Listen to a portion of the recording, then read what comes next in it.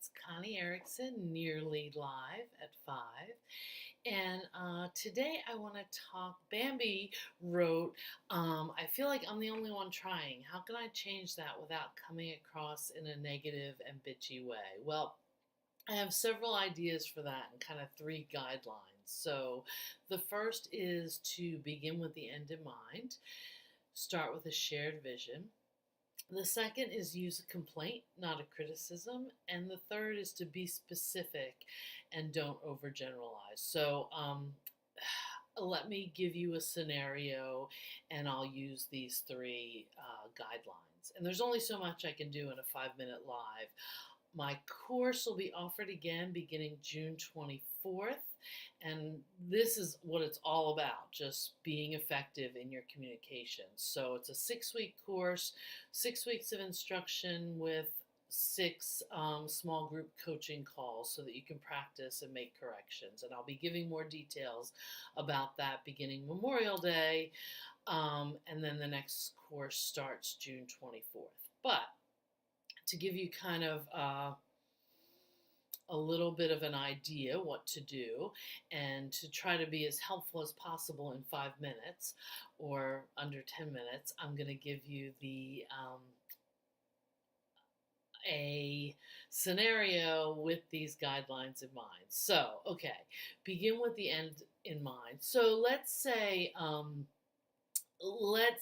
the issue was finances, and I don't know what Bambi's issue is.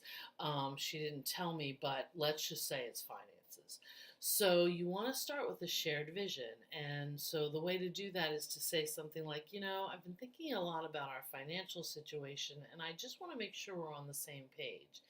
And then you tell your partner why you're saving money. You talk to them about it, and you say, I just want to make sure that we're both thinking the same thing. So ask them what their vision of the future is. So maybe you're saving money to buy a house or to renovate your kitchen, or you're saving up for a wedding or getting out of debt. Ask your partner what their vision of the future is. And just related to that subject. And if they don't know, say, all right, well, take some time to think about that and let's come back and talk about it next week, because you should each paint a picture of what you're looking to accomplish with saving money, or whatever the subject is. It could be about sex or chores or how you spend your time off. It could be about anything. I'm just picking finances, but you should paint a picture with as much detail as possible to share with your partner. Well, if you're both saving for the same thing, it's much easier to work on that goal together. If you're, say, saving for a wedding and he's saving for a truck, that's a whole nother conversation, but at least you have a starting point and you'll be clear on each other's wants.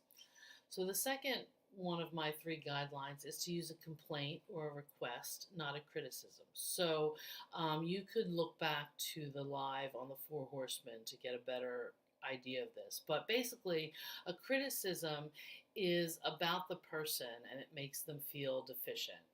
And it usually leads to them being defensive. A complaint's more about the behavior and it feels changeable, and it gives the person more power. It empowers them to be able to do what you're looking to have them do. So ideally, you've developed a shared vision for this particular issue, but even if you haven't, this will still work. An example of a criticism would be, I can't believe you spent $100 this month on alcohol. I've been trying to save. You're so selfish. A complaint would be, I was doing the bills and I noticed $100 was spent on alcohol this month, and I'm so frustrated because it makes it really hard to save money for whatever. You can then ask for your partner's point of view, and maybe he or she will say, well, remember your parents came over and we bought wine, so, or you could make a request like, let's agree to spend less than $50 a month on alcohol.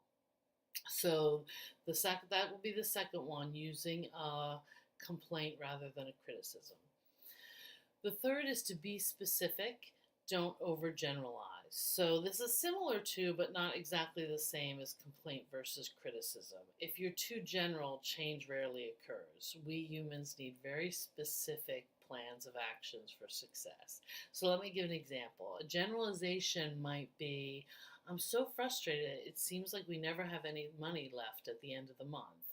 Could you try to save more? While this is not quite a criticism, so you did that one, that's good, it's not very specific. So therefore, it probably will not result in a significant change. Maybe it's because it feels overwhelming and no small change will really affect the situation. This is really not true. Small change will affect the situation, so you just have to request the specific change. It would be better to say something like kind of the same thing but add specifics, ask for input. So, I noticed we spent $100 this month on alcohol, and you could say, where do you think we could have cut back so that we could save at least $100 to put in savings at the end of the month? Or can we agree to eat dinner at home 6 nights a week until we saved $500? So you see, that's different than could you just try to save more? So try these three things. The don't overgeneralize, be specific, give a complaint or a request, not a criticism, and start with a shared vision. So try these three things. I'm having trouble talking today, and see how it works. Let me know, did it work for you? And if it didn't, we can maybe tweak it. Remember, they can be used for all kinds of things, all kinds of issues, and let me know how using these strategies works for you. All right, thanks a lot. See you next week.